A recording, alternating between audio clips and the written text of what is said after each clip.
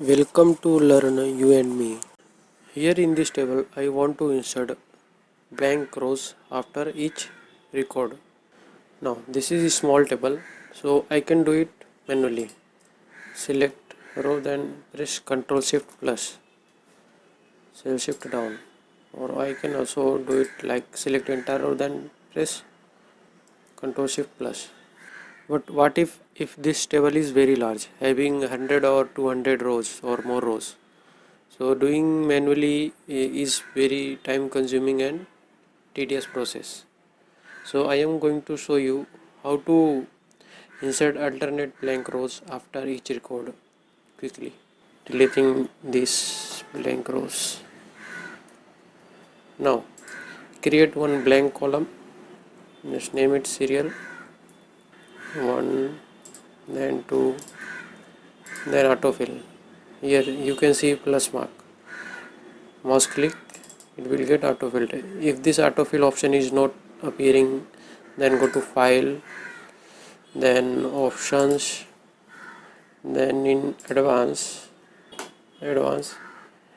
click on this option, tick on this option, enable fill handle and cell drag and drop, and click on OK. Now copy this serial number and paste in below cells. Okay, now apply filter, then sort smallest to largest. Now after this you can delete the serial number. Okay, as you can see we got alternate blank rows after each record. Okay, now you can insert more than one blank rows after each record. What you have to do is copy paste serial numbers twice. Okay, like this, and apply filter, then sort serial number smallest to largest.